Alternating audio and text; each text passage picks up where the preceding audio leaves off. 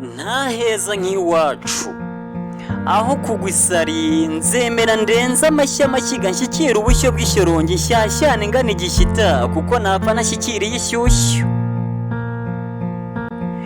nkeneye gutamba nk'intashya ntashya intashyo mwene rw'intashya nti ese muraho murakoma muracyanywa ku marwa n'agakoma murakindikiza mugahumuza azashyo erega nanze ko ishyano ryangwira ntireka njye guhiga intagwira ntireka nshyashyane ntembe ngana harihaho naho ubundi nta rwango iri pinda turarihiga ntirigwira ndibuka rwa rungano sha nkumbura twa turirimba intimba ikandenga rungani w'abandi harahanda mutubona tugenda ngo twagezeyo ni ukwanga kwambarira inshocera aho wambariye inkindi ni ukwanga kuramutswa n'abakwe nakaje nkataha ibyo birori n'ubukwe imyaka ibaye myinshi mutanshirikera rwa rungano nasize rwaricunguye ibibondo bitamba ku mbuga ni vuba rukuzukuruza nanjye ndaho ngo ndakungahaye bimaze ikisi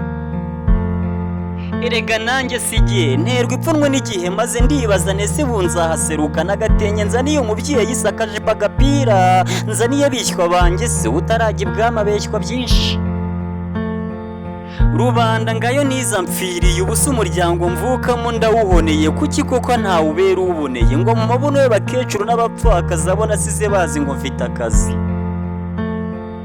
mporana ipfunwe ntawambera umushyitsi isari isumbise se ni mu rugo basigaza ndara ku makarito mu rugo hari matera nshyika ku itafari mu rugo hari amadive mfite intimba ntawumvura ababyeyi bo barumiwe naho rubanda ngo ndavumye babyeyi ni muri gito n'igihe gikenya aho ndahagahinda ni kose rwose nimumfatire iry'iburyo ibi ntabwo ndabyanze reka nzibukire mve ku izima ncungure umuryango wa tutazima cana itabaza nkumurikire ngarure igitinyiro n'icyubahiro mu muryango rwose ibi ndabyanze ndambiwe kwitwa impunzi reka ntahe mu rwambyaye rukeneye amaboko yanjye amahanga arahanda ntahe zaruta iwacu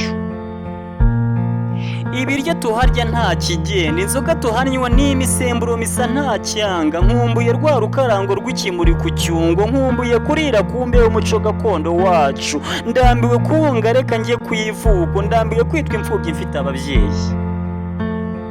rwose ntashya aho mvuka nteteshwe mpabwa ibere kandi nkuze simbizwe imugongo ntari ikibondo ninitsamura abaturakire ninsitara batikomera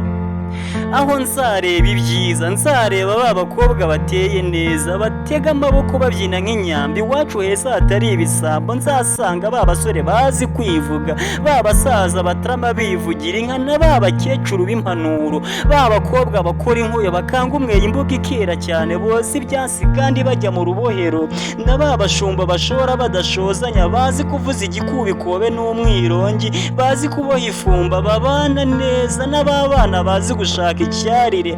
yewe na rwa rungano rutarabarenza amase ntashyi iwacu w'abantu mvuka hazira intate huje ubumwe hari ingabo zizi kumasha aho batera ntibaterwe aho ntazitwa icyo ndi aho ntazitwa icyo ntazi nzitwa umuntu n'ubundi ni iwabo w'abantu soko ya muntu soko y'ubumuntu ntuze ntengamare Karekezi Christmas.